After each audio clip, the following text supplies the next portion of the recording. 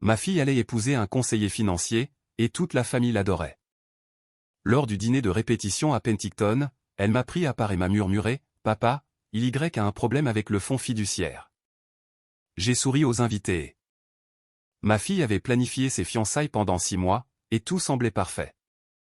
Le jardin de notre propriété à Colonna était illuminé par des guirlandes. 60 invités riaient et trinquaient, et mon futur gendre se tenait au centre de tout, le bras autour de la taille de ma fille, souriant comme un homme qui avait déjà gagné. C'est alors que ma fille s'éloigna de lui un instant, vint vers moi, près du mur du jardin, me serra l'avant-bras et me murmura 4 mots qui firent soudainement lourd le vin dans ma main, « Papa, vérifie ses références. » Puis elle retourna vers lui, sourit à une voisine qui les félicitait, et agit comme si rien ne s'était passé. Je gardai mon visage complètement impassible. 41 ans dans l'immobilier commercial vous apprennent au moins cela. Je m'appelle Robert Gallagher. J'ai 64 ans, je suis semi-retraité, et je vis sur la propriété que ma défunte femme, Patricia, et moi avons construite ensemble pendant près de 3 décennies dans l'Okanagan.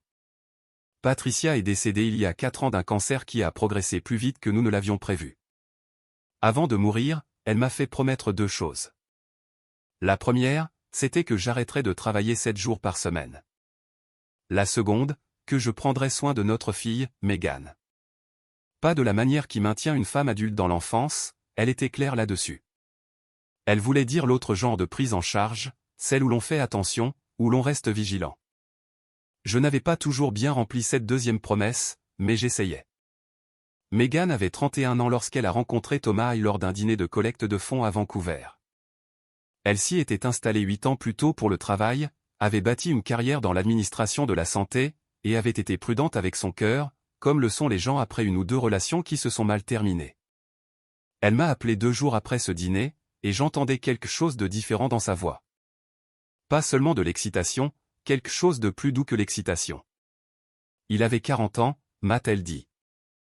Un conseiller financier spécialisé dans la planification successorale pour les familles à fortune élevée. Il avait grandi à Halifax, déménagé dans l'Ouest pour l'université, et avait bâti sa pratique sur 15 ans. Il était calme, a-t-elle dit, mesuré. Il posait de bonnes questions et écoutait les réponses. Il la faisait se sentir et elle a marqué une pause ici, cherchant le mot juste vu. J'étais content pour elle. Je l'étais. La première fois que j'ai rencontré Thomas, ce fut lors d'un dîner qu'elle avait organisé dans un restaurant de Colonna, environ 3 mois après le début de leur relation. Il était venu de Vancouver spécialement pour cela. Il était grand, bien habillé sans être clinquant, et il avait cette qualité particulière que les gens très doués en vente développent après des années de pratique, la capacité de faire en sorte que quiconque à qui il parle se sente la personne la plus importante de la pièce. Il m'a posé des questions sur ma carrière avec un intérêt qui semblait sincère. Il en savait suffisamment sur l'immobilier commercial pour poser des questions intelligentes. Il était attentif à Megan d'une manière qui paraissait tout à fait naturelle. Je suis rentré chez moi cette nuit-là, et je suis resté longtemps assis dans le vieux fauteuil de lecture de Patricia. Quelque chose ressemblait à une performance. Je ne pouvais pas mieux l'expliquer. Rien de ce qu'il a dit n'était faux. Rien de ce qu'il a fait n'était faux. Mais il y avait une qualité dans son attention qui me rappelait quelqu'un faisant une très bonne imitation d'une personne réelle, plutôt que d'en être une. Patricia m'aurait dit que j'étais impossible. Peut-être aurait-elle eu raison. J'ai gardé ce sentiment pour moi. Ils sont sortis ensemble pendant 14 mois avant qu'il ne la demande en mariage. Il l'a fait au restaurant de Vancouver où ils avaient eu leur premier vrai rendez-vous. Elle m'a appelé depuis le parking après, pleurant encore de joie, et je lui ai dit que j'étais ravi pour elle. Je ne mentais pas entièrement. Je voulais vraiment être ravi. Les fiançailles à Colonna ont eu lieu 6 semaines plus tard. Megan avait organisé la majeure partie elle-même, avec l'aide de sa plus proche amie, Diane, qui était venue de Kamloops pour le week-end. Thomas est arrivé la veille au soir avec ce qui semblait être la moitié d'une garde-robe, s'est installé dans la chambre d'amis, et a passé la matinée précédant la fête à prendre des appels dans le jardin, qu'il terminait rapidement dès que je m'approchais. Je me suis dit que c'était normal. Les consultants prennent des appels le week-end, c'est simplement leur vie. Puis Megan a dit ce qu'elle a dit à la fête, et j'ai compris qu'elle ne l'avait pas dit sur un coup de tête. Elle avait attendu un moment où elle pourrait le dire sans être entendue. Elle avait choisi ses mots avec soin. 4 mots, pas 10. Assez pour me dire que quelque chose n'allait pas assez pour provoquer un incident si quelqu'un avait regardé. Ma fille n'est pas une femme qui panique. Elle portait quelque chose, et elle m'avait choisi pour le porter avec elle. Je suis resté à la fête encore 40 minutes. J'ai ri au bon moment, j'ai rempli mon verre une fois, et j'ai parlé avec Thomas pendant près de 10 minutes de l'industrie viticole de l'Okanagan. Il était charmant et détendu. J'ai observé ses yeux pendant qu'il parlait. Ils étaient actifs, d'une manière que son visage n'était pas. Après le départ des derniers invités, et que Megan et Diane rangeaient dans la cuisine, j'ai dit à tout le monde que j'étais fatigué et je suis allé me coucher. Je n'ai pas dormi. J'ai ouvert mon ordinateur portable. Je ne suis pas un homme qui utilise très bien Internet. Mon assistante à la firme a passé des années à me rediriger doucement des moteurs de recherche vers les appels téléphoniques, où je suis bien meilleur. Mes gens savaient assez pour commencer quelque part. J'ai tapé « Thomas Hill conseiller financier Halifax » et j'ai passé 1 heure à lire. Son site web professionnel était propre et crédible. LinkedIn montrait un historique de carrière stable. Il y avait quelques mentions dans des publications de l'industrie. Rien de remarquable. Son visage apparaissait sur une photo de groupe d'un tournoi de golf caritatif à Vancouver 3 ans plus tôt. Tout semblait exactement comme il se devait. C'est cela, d'une étrange manière, qui me dérangeait. Le lendemain matin, j'ai appelé Megan avant que Thomas ne se réveille. Elle est venue dans le jardin et je lui ai demandé directement. Elle avait fouillé son ordinateur portable, m'a-t-elle dit, pas par suspicion au début, mais parce que le sien chargeait dans leur chambre, et qu'elle avait besoin de chercher quelque chose rapidement. Elle avait ouvert un onglet de navigateur qu'il n'avait pas fermé. C'était une feuille de calcul. En haut de la colonne, elle avait eu le temps de lire avant de l'entendre descendre le couloir. Elle a vu « Megan Gallagher propriété Colonna valeur successorale », puis un nombre qu'elle reconnaissait comme une approximation de ce qu'elle pensait être la valeur de ma succession. Elle a fermé l'ordinateur portable avant qu'il n'atteigne la pièce. Elle n'a rien dit. Elle avait passé 3 semaines à essayer de se convaincre qu'il y avait une explication innocente. Je lui ai dit qu'elle avait bien fait de me le dire. Je lui ai dit d'agir normalement. Je lui ai dit que je m'en occuperais. Elle m'a regardé comme elle me regardait quand elle avait 9 ans, et qu'elle était tombée de son vélo, essayant très fort de ne pas pleurer. J'ai soutenu ce regard aussi longtemps que nécessaire. Et puis je suis rentré et j'ai appelé mon avocate. Hélène Marsh s'occupait des affaires juridiques de notre famille depuis 18 ans. Je l'avais engagée la première fois lorsque Patricia et moi restructurions nos biens immobiliers, et c'est elle qui m'avait aidé à créer la fiducie familiale après le décès de Patricia. Pas énorme selon les standards de certains, mais la fiducie familiale Gallagher représentait le travail accumulé de 4 décennies, la propriété de Colonna, 2 bâtiments commerciaux à Penticton, et un portefeuille d'investissement que Patricia avait géré avec une patience extraordinaire. Megan était la principale bénéficiaire. Hélène, ai-je dit, si quelqu'un épousait Megan et qu'elle l'ajoutait ensuite à la fiducie en tant que cofiduciaire ou bénéficiaire désigné, à quelle vitesse les actifs pourraient-ils être déplacés? Elle fut silencieuse un instant. Selon la structure et l'autorité de signature, dit-elle, cela pourrait se produire en quelques jours s'ils avaient la bonne documentation et accès aux institutions financières, possiblement plus vite. De quoi aurait-il besoin? Un certificat de mariage, sa signature et la signature du cofiduciaire sur les documents de modification, et l'accès au numéro de compte, qui se trouverait dans les documents de la fiducie eux-mêmes. Je l'ai remercié et lui ai dit que je pourrais avoir besoin de la rappeler bientôt. Ensuite, j'ai appelé un homme nommé Gary Sinclair. J'avais rencontré Gary 15 ans plus tôt, alors qu'il effectuait des vérifications d'antécédents pour une grande transaction commerciale à laquelle j'étais impliqué. Il avait depuis bâti une pratique d'enquête privée petite mais très réputée dans le Lower-Mainland. Il était méthodique, discret, et ne spéculait pas. Il vous disait ce qu'il avait trouvé et rien de plus, ce qui est le seul type de personne à embaucher pour un tel travail. J'ai dit à Gary que j'avais besoin d'une vérification complète des antécédents de Thomas Hill, 40 ans, conseiller financier, Vancouver. Je lui ai donné les détails que Megan m'avait partagés au cours de 14 mois. Je ne lui ai pas encore dit pourquoi. J'ai demandé combien de temps cela prendrait. 3 jours pour le travail de surface, a-t-il dit, 1 semaine pour quelque chose de plus approfondi. J'ai dit que j'en avais besoin en 5 jours. Il a dit qu'il verrait ce qu'il pouvait faire. Ces 5 jours furent parmi les plus difficiles que j'ai passés. Thomas resta à Colonna encore 2 jours après la fête, serviable et agréable à côtoyer, et je me suis assis en face de lui à table chaque soir, parlant de vin, de valeurs immobilières, et des défis particuliers du Coquillala en hiver. Il était très bon en conversation de table. Je me suis même surpris à presque l'apprécier, ce qui rendait tout cela encore pire. Il est retourné à Vancouver un mardi. Meghan est restée un jour de plus. Je lui ai dit le peu que je savais, ce qui n'était pas encore grand-chose, et je lui ai répété d'agir normalement. Elle était effrayée, je pouvais le voir. Mais elle était aussi en colère, d'une manière qui lui donnait de la stabilité. Patricia était pareille, quand elles étaient effrayées et en colère simultanément, les femmes de ma famille devenaient très, très calmes. Gary a appelé le 5e jour. Son vrai nom n'était pas Thomas Hay.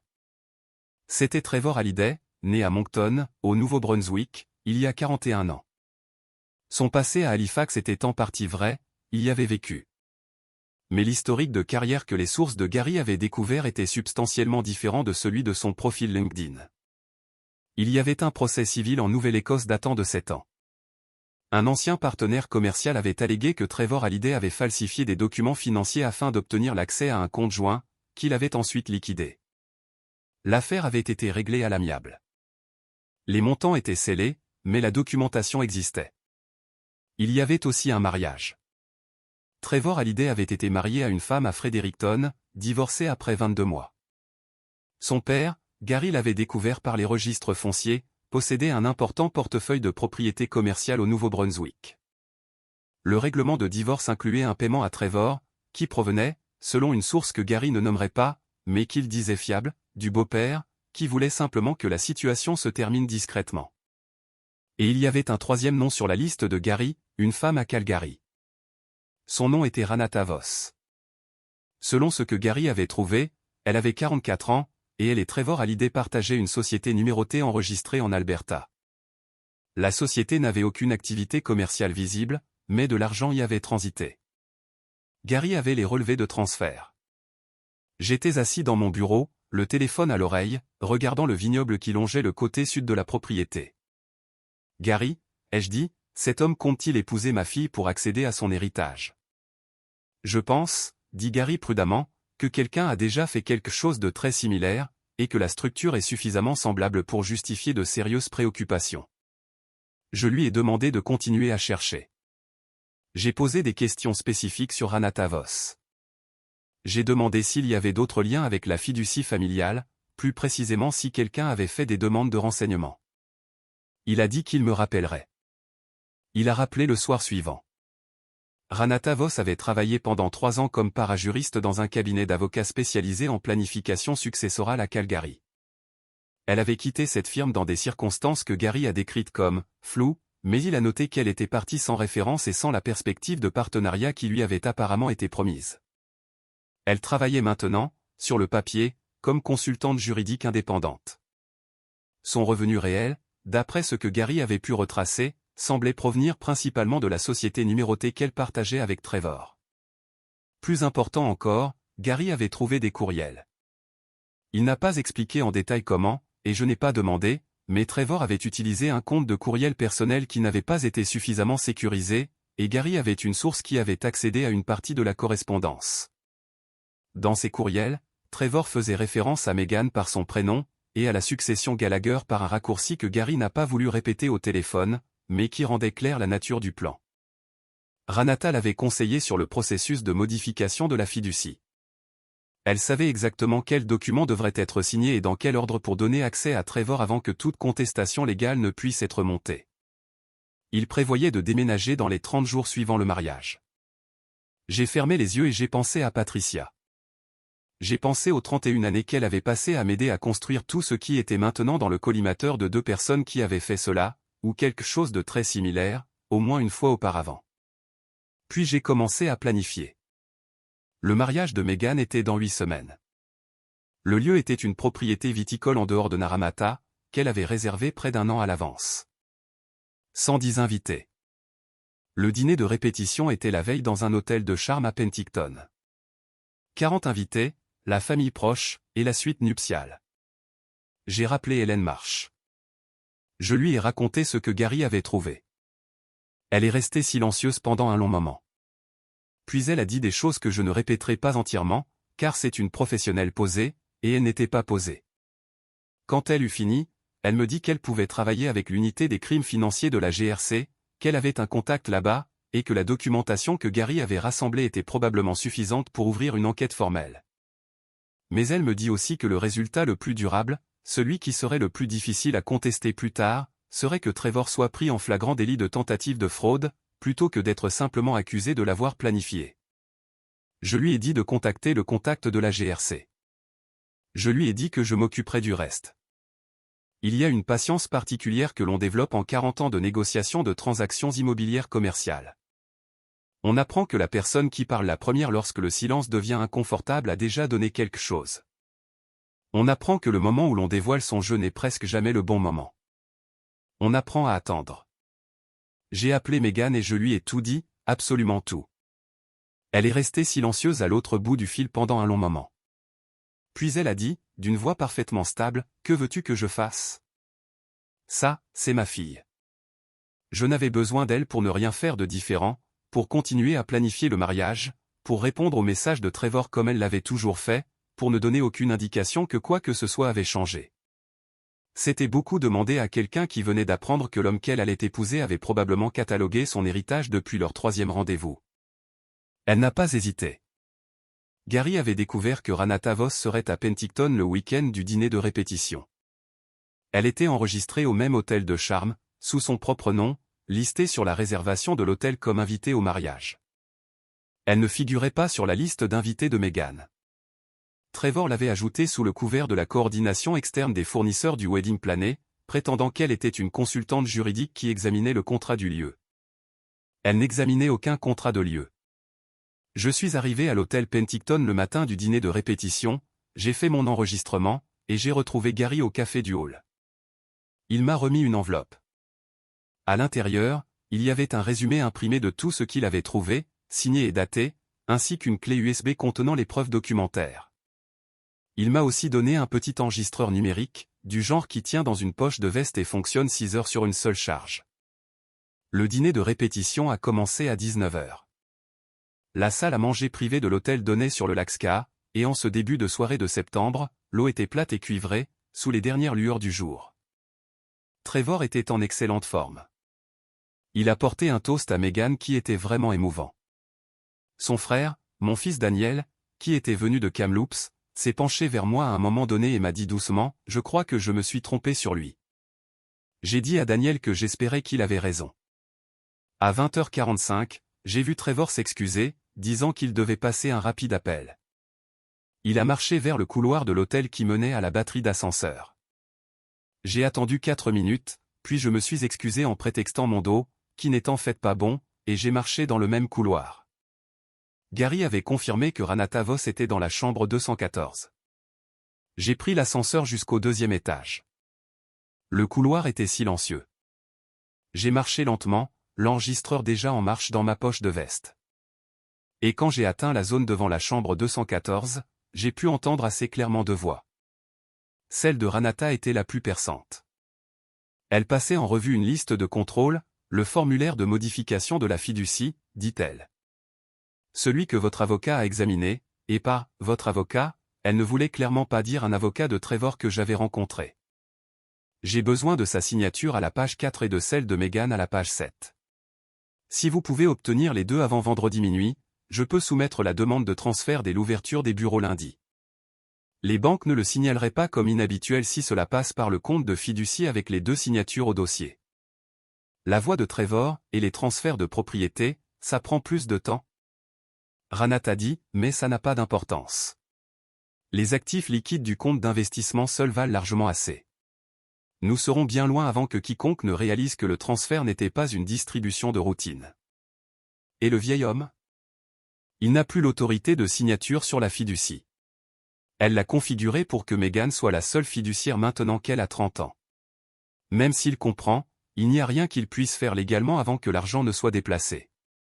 D'ici là, nous serons à 2 pays de distance. Trevor a ri. Il avait un rire agréable. J'avais remarqué cela chez lui depuis le début. C'était le rire d'un homme à l'aise, et je comprenais maintenant ce qui le mettait à l'aise. Je suis resté dans ce couloir et j'ai senti quelque chose se poser dans ma poitrine comme de l'eau froide. Pas de la rage, exactement. Quelque chose de plus calme et de plus durable que la rage. J'ai envoyé un SMS à Gary, 2 étages au-dessus, s'il vous plaît. Puis j'en ai envoyé un à Megan. Elle est apparue au bout du couloir 90 secondes plus tard, ayant dit à la mère de Trevor qu'elle avait besoin d'un moment d'air. Son visage était très calme. J'ai pointé la porte de la chambre 214, levé un doigt, et elle a hoché la tête. Nous nous sommes tenus ensemble devant cette porte. De l'intérieur, Trevor parlait du calendrier. Transfert lundi, dit-il. Vol mardi matin depuis Vancouver. Ranata dit qu'elle avait trouvé un arrangement au Portugal apparemment, qui accommoderait les fonds sans difficulté. La main de Megan a trouvé la mienne. Elle l'a tenue très fort. Je n'ai pas regardé son visage, car je ne voulais pas qu'elle ait à se contenir pour moi. Elle le faisait déjà toute seule, et j'étais fier d'elle d'une manière qui n'avait rien à voir avec les circonstances. Quand les voix se sont tues, j'ai frappé. Il y a eu un silence d'environ 4 secondes. Puis la porte s'est ouverte, et Trevor se tenait là, et la séquence d'expressions qui ont traversé son visage dans les 2 secondes suivantes m'a dit plus sur qui il était réellement que 14 mois de performance soignée n'avaient réussi à révéler. D'abord la confusion, puis la reconnaissance, puis un rapide recalcul, et enfin le sourire. Il a réellement produit le sourire. « Megan, dit-il, qu'est-ce que vous faites tous les deux ici ?» Megan a regardé par-delà lui, vers Ranata Voss, qui était assise au petit bureau près de la fenêtre, avec un dossier ouvert devant elle, un dossier d'apparence légale. « Qui est-ce » La voix de Megan était parfaitement égale. « C'est Ranata, dit Trevor. C'est la consultante dont j'ai parlé. Celle qui examine les documents du lieu. » Megan a regardé Trevor un instant. Puis elle a dit, « J'ai entendu ce que tu as dit à propos de la fiducie. » Le sourire de Trevor n'a pas disparu immédiatement. C'est la particularité des gens très entraînés, ils peuvent maintenir une position légèrement plus longtemps que prévu, mais il a fini par s'éteindre. Derrière moi dans le couloir, j'ai entendu des pas. Gary était arrivé avec 2 personnes que j'avais reconnues d'une réunion à laquelle j'avais assisté cet après-midi-là, dans un bureau discret du centre-ville de Penticton, la caporale Andrea Hewitt et sa collègue de l'unité des fraudes commerciales de la GRC. Qui avait écouté pendant 90 minutes la documentation de Gary et le résumé juridique d'Hélène Marsh, et avait convenu que ce qu'elles entendaient constituait des motifs suffisants pour une enquête active et une intervention immédiate. Je me suis tourné vers Trevor. « Je veux que tu comprennes quelque chose, ai-je dit. Je sais que ton nom est Trevor Halliday. Je connais le procès en Nouvelle-Écosse. Je connais ton ancienne femme à Fredericton et le règlement de son père. Je connais la société numérotée que tu partages avec Ranata. Je sais ce que tu comptes faire de l'héritage de ma fille, et la GRC le sait aussi. » Son visage était devenu complètement impassible. La caporale Hewitt s'est avancée et s'est identifiée. Elle a dit à Trevor et à Ranata qu'ils étaient détenus pour être interrogés, dans le cadre d'une enquête sur des allégations de fraude financière. Elle était calme et professionnelle, et elle leur a lu leurs droits, avec la manière particulière et neutre de quelqu'un qui a fait cela de nombreuses fois auparavant. Ranata a dit quelque chose d'acerbe à propos des avocats. Trevor n'a rien dit du tout. Ils ont été escortés hors de la pièce. Le dossier sur le bureau, qui contenait effectivement les documents de modification de la fiducie avec le nom de Megan déjà rempli à la page 7, a été photographié et pris comme preuve. Je suis resté un instant dans l'embrasure de la porte de cette chambre d'hôtel, après leur départ. Le lac était toujours visible par la fenêtre, complètement sombre maintenant. Quelques lumières de la rive lointaine se reflétaient sur l'eau. Puis je suis redescendu avec ma fille. Ce qui s'est passé ensuite n'a pas été facile. Megan s'est tenue devant 40 personnes, dans une salle à manger privée surplombant un magnifique lac, et leur a dit, en moins de mots que je n'aurais réussi, que le mariage était annulé, qu'elle allait bien, et qu'elle apprécierait leur discrétion et leur soutien dans les jours à venir. Certaines personnes ont pleuré. D'autres ont semblé soulagées, comme le sont les gens quand quelque chose qu'ils soupçonnaient mais ne pouvaient pas dire est enfin reconnu. Son frère Daniel est resté avec elle pendant 1 heure après, et j'en étais content. J'ai fait une promenade le long de la rive du lac seul, vers 22 heures. C'était une nuit fraîche pour début septembre, le genre qui vous rappelle que la durée de l'été dans l'Okanagan est toujours temporaire. J'ai pensé à Patricia. J'ai pensé à la façon dont elle avait l'habitude de s'asseoir dans le jardin de la propriété de Colonna le soir avec un verre de vin, très immobile, regardant la lumière changer sur les collines. Elle avait un instinct pour l'immobilité que je n'avais jamais entièrement appris d'elle. J'apprenais encore. L'enquête de la GRC a progressé au cours des mois suivants. Je ne détaillerai pas tout, car une partie est toujours en cours, mais le cœur de ce que Gary et Hélène avaient rassemblé a tenu bon. Trevor Hallyday et Renata Voss ont été formellement inculpés en rapport avec l'affaire de Moncton et le règlement de Fredericton, que les enquêteurs ont pu rouvrir avec de nouvelles preuves, ainsi que la fraude planifiée contre Meghan. L'ancien partenaire commercial en Nouvelle-Écosse, un homme nommé Gerald, qui avait passé 7 ans à croire que personne ne prendrait jamais sa plainte au sérieux, m'a appelé directement pour me remercier. Cet appel a été étonnamment difficile à gérer. Meghan a mis 4 mois à se remettre. Elle est restée à Vancouver, mais a pris un congé de 6 semaines, a passé du temps avec des amis, est venue à Kelowna plusieurs week-ends pour s'asseoir dans le jardin avec moi et parler de rien en particulier, ou de tout en particulier, selon le jour. Elle a pleuré, mais pas aussi souvent que je m'y attendais. Elle était plus en colère que triste, et je pense que c'était la bonne proportion. La question à laquelle elle revenait le plus souvent était de savoir comment elle avait pu manquer ça. « Tu ne l'as pas manqué ?» lui ai-je dit lors d'un de ces week-ends de fin novembre, assis dehors, sous les dernières lueurs du soleil d'automne sur le vignoble dormant. Tu l'as senti. Tu m'as dit 4 mots à la fête, parce que quelque chose en toi savait déjà.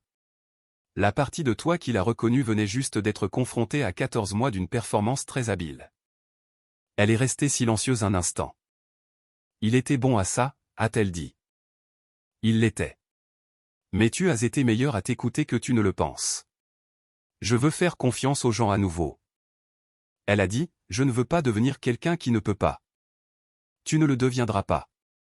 J'ai versé plus de vin dans son verre. Ta mère était l'une des personnes les plus confiantes que j'ai jamais connues. Sais-tu pourquoi elle pouvait se le permettre?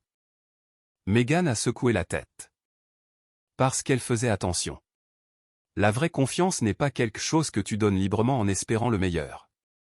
C'est quelque chose que tu accordes lentement, et tu observes ce que la personne fait avec les petites quantités avant de lui en donner plus. Ta mère faisait confiance aux gens parce qu'elle observait attentivement d'abord. Ce n'est pas du cynisme. C'est juste de la sagesse. Meghan a regardé le vignoble pendant un long moment. Tu penses qu'elle l'aurait démasqué? En une semaine, ai-je dit, peut-être 10 jours. Elle a ri pour la première fois en ce qui semblait être des mois, et j'ai ri aussi. Et quelque part dans la qualité de ce rire particulier, j'ai pu entendre Patricia très clairement. 6 mois après l'annulation du mariage, Meghan m'a appelé un mardi soir, ce qui n'est pas son jour d'appel habituel, ce qui signifiait qu'elle avait quelque chose à dire qui n'attendrait pas le week-end. Elle était de retour au travail depuis 4 mois. Elle avait recommencé à courir, quelque chose qu'elle avait laissé de côté pendant la relation. Elle avait réservé un voyage au Portugal avec Diane, ce qui, à mon avis, montrait une admirable récupération de quelque chose qui avait été brièvement contaminé. Et elle avait rencontré quelqu'un, a-t-elle dit prudemment. Pas d'une manière qui suggérait quelque chose de sérieux encore, juste d'une manière qui suggérait que la possibilité de quelque chose de sérieux n'était plus terrifiante. Parle-moi de lui, ai-je dit. Elle l'a fait. Elle l'a décrit avec une qualité d'attention particulière, remarquant des choses spécifiques, la façon dont il s'est excusé auprès d'un serveur pour avoir mis trop de temps à commander, la façon dont il parlait de sa famille avec aisance et sans se censurer, la façon dont il lui avait raconté. Lors de leur deuxième rencontre, une entreprise qui avait lamentablement échoué, et ce qu'il en avait appris. Elle regardait attentivement. Je pouvais l'entendre dans chaque phrase. C'est bien, lui ai-je dit, continue de regarder. Je sais, a-t-elle dit, je le ferai. Après avoir raccroché, je suis sorti dans le jardin et je me suis tenu là où Patricia avait l'habitude de s'asseoir. L'Okanagan en mars est encore froid, les vignes taillées et les collines d'un brun pâle, rien à voir avec l'été. Mais il y a quelque chose dans la qualité de la lumière même à ce moment-là. Une clarté particulière que je n'ai jamais trouvée nulle part ailleurs. J'ai réfléchi à ce que cela signifie de protéger quelqu'un sans le diminuer. On ne peut pas veiller sur les gens que l'on aime en se plaçant entre eux et tout ce qui est incertain. Patricia avait compris que la meilleure protection que j'avais pu offrir à Meghan n'était pas un mur, mais un ensemble d'outils, faire attention à ce qui ne colle pas, faire confiance à la voix silencieuse qui dit que quelque chose ne va pas. demander de l'aide avant que la situation ne soit irréparable. Et comprendre que le véritable amour n'arrive pas tout fait et sans défaut. Il arrive honnêtement, avec ses imperfections visibles, et il reste quand les choses sont difficiles. J'ai pensé à Gérald en Nouvelle-Écosse, qui avait déposé une plainte pendant 7 ans et avait finalement été entendu. J'ai pensé à la femme de Fredericton, dont le père avait payé pour faire disparaître un problème, ce qui est une sorte de protection qui ne protège personne. J'ai pensé à la différence entre ces deux réponses et à ce que cela coûte avec le temps. Je suis rentré, j'ai versé un petit verre d'une des bouteilles de la propriété que Patricia avait aimée, et je me suis assis dans son vieux fauteuil. Si vous êtes un parent qui lisait ceci, ou un grand-parent, ou quiconque a quelqu'un qu'il aime et qui s'engage dans une relation dont il n'est pas sûr, je veux dire quelque chose clairement, vos instincts sont une information. Le sentiment silencieux que quelque chose ne colle pas mérite d'être examiné. Non pas parce que vous devriez traiter tout le monde avec suspicion, mais parce qu'un regard bref et attentif coûte très peu comparé à ce qu'il pourrait prévenir. Vous n'avez pas besoin d'accuser qui que ce soit. Vous n'avez pas besoin de créer de conflit. Vous avez simplement besoin de regarder et de vous assurer que la personne que vous aimez a reçu la vérité avant de prendre une décision permanente. Le plus difficile n'est pas l'enquête.